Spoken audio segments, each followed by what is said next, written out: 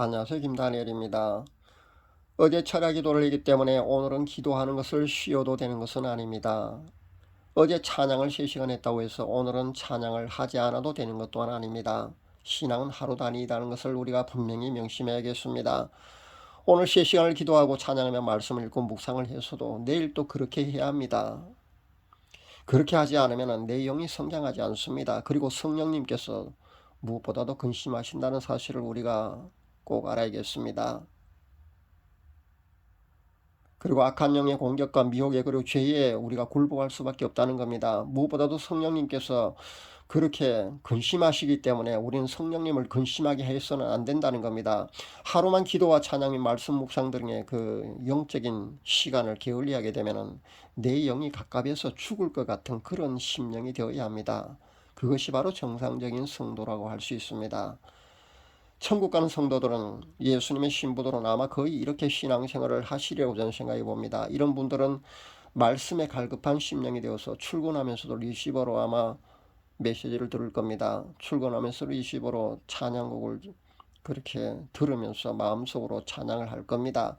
친구를 만나서 수다 떨고 이 세상 헛된 것들을 바라보는 그런 시간이 너무 아까워서 절대 하지 않습니다. 맛집을 찾아다니면서 친구들과 어울려서 허탄한 그런 세상 것들에 더 이상 시간을 뺏기지가 않을 겁니다. 그 시간에 찬양하고 기도하며 전도할 줄로 압니다.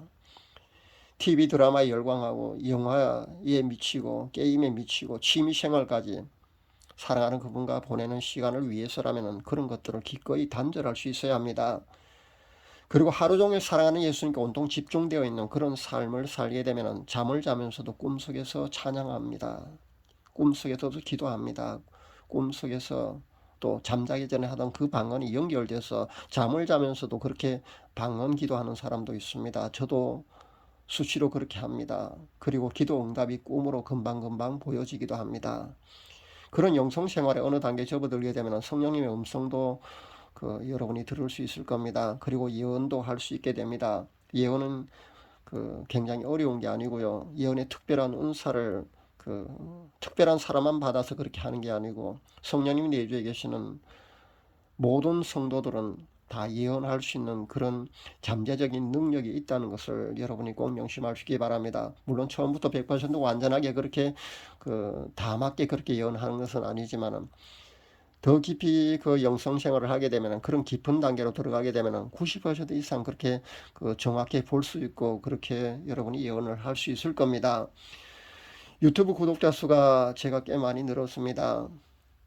그런데 구독자 중에 보니까 이미 영성의 깊은 단계로 진입해 있는 그런 분들을 들어보게 되어서 무척 기쁩니다. 이미 세상적인 것들과는 오래전에 단절된 그런 성화의 길을 걷고 있는 분들을 들어보게 되는데 그런 분들은 자신의 체험담을 비록 글솜씨가 뛰어나지 않다 할지라도 댓글로 꼭 간증을 남겨주시면 감사하겠습니다. 그래야만 다른 분들에게 그 신앙적인 도전이 될 수가 있고 용기를 내어서 다른 사람들도 여러분을 따를 수가 있게 된다는 겁니다. 성령님의 은사만 전이적 임파테이션 되는 게 아니고요. 글로서 여러분이 그런 간증을 적었을 때 그런 신앙적인 간증, 여러분의 큰 믿음, 그 믿음 또한 전이가 된다는 것을 우리가 알아야겠습니다. 그래서 꼭 간증을 남겨주시면 감사하겠습니다. 지금은 코로나 팬데믹이라는 아주 특수 상황입니다.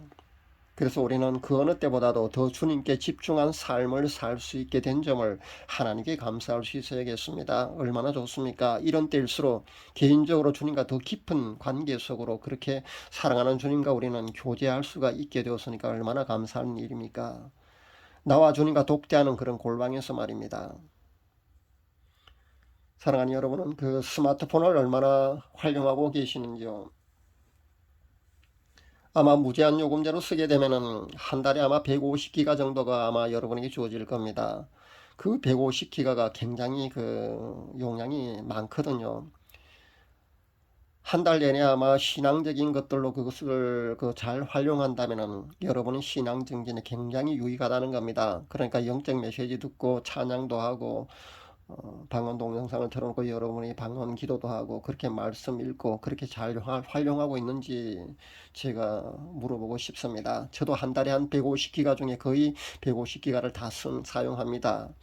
제 경우는 찬양곡을 틀어놓고 함께 찬양하는데 거의 다 씁니다만은 여러분은 아마 메시지를 듣는데 많이 사용할 줄로 압니다. 방언 기도를 하고 싶으면은 여러분 그 방언 동영상을 틀어놓고 여러분이 그 방언으로 그렇게 기도를 하면 됩니다. 그렇게 우리는 신앙 정진을 위해서 비록 코로나 팬데믹이 아주 특수 상황입니다만은 우리가 하나님과 사랑하는 주님과 그렇게 깊은 교제로 들어갈 수 있는 좋은 환경이 되었다는 것에 우리는 하나님께 감사할 수 있어야겠습니다. 세상적인 것들은 하나둘 이제는 단절할 수 있어야겠습니다. 이제는 하나둘 정리할 수 있기를 바랍니다. 그리고 사랑하는 우리 주님을 고대하고 그분을 뜨겁게 사랑하며 교제하는 신부 본연의 모습을 찾을 때가 되었음을 잊지 마시기 바랍니다. 저 또한 거의 모든 세상적인 것들로부터 단절된 그런 생활을 5년째 하고 있습니다. 5년 거의 다 되었습니다. 이젠 제 취미 생활까지 단절하고 있습니다. 그리고 그분께 이제는 더 집중하려고 합니다. 며칠 전엔 제가 수석에 대한 그 취미를 접을 때 이렇게 보였습니다. 초등학교 6년, 중학교 3년 합해서 9년을 걸어서 다니던 시골 등하교 길 옆에는 꽤 큰 저수지 하나가 있습니다. 저수지 그 맑은 물가에 제가 앉아서 쉬고 있는데 저수지를 바라보니까 물속에 멋진 수석이 하나 보이더군요. 그런데 이제는 그 멋진 수석을 보아도 마음이 끌리지가 않더라고요. 그런데 가만히 보니까 그 수석 바로 뒤에 성인 허벅지 굵기 정도의 아나콘다 같아 보이는 그런 거대한 뱀의 머리가 보이더군요. 집중해서 보니까 가만히 지켜보니까 분명히 뱀의 머리였습니다.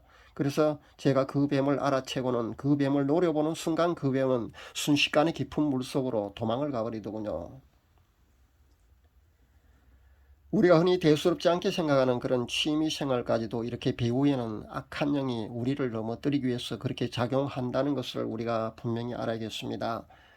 크리스찬이라면 당연히 취미 생활까지도 지나치게 거기에 몰두하거나 많은 시간을 거기에 할애해서는 안 된다는 것을 분명히 알아야겠습니다.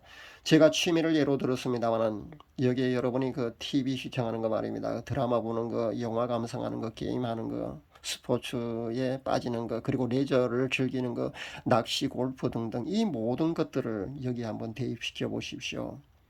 여러분이 거기에 지나친 시간과 투자를 많이 하고 거기에 시간을 많이 할애하는 것은 성도의 올바른 자세가 분명히 아님을 우리가 명심해야겠습니다. 사랑하는 그분을 위해서라면 그런 것들을 절제하고 이제는 단절할 수 있어야 합니다. 그리고 그분께 이제는 더 집중할 수 있어야 합니다. 그리고 이제는 기도하면서 깨어야 할 때임을 분명히 명심하시기 바랍니다. 내가 예전에 밤새워 찬양했고 철야 기도했노라면서 그렇게 자랑하지 마시기 바랍니다. 사랑하는 예수님을 만났고 그분의 음성을 들었으며 기도의 응답을 수시로 받았노라면서 그런 신앙의 무용담을 그런 자랑할 거리가 없는 사람이 세상에 어디 있겠습니까? 신앙은 과거도 중요합니다. 그러나 현재가 더 중요합니다. 그리고 미래는 그것보다 더 중요하다는 사실을 우리가 명심해야겠습니다. 어제 찬양하며 기도하며 주님과 친밀하게 교제하는 그런 깊은 영성 생활을 했다고 해도 오늘 또 그렇게 해야 합니다. 그리고 내일 또 그렇게 해야 된다는 겁니다. 왜냐고요? 신앙은 바로 하루 단위이기 때문에 그렇습니다. 그렇게 깊은 영성 생활을 하시는 성도님들 다 되시기를 바랍니다. 그렇게 깊은 성화의 단계로 한 발, 두 발 꾸준히 그렇게 전진하는 성도님들 다 되시기를 기도드립니다. 감사합니다.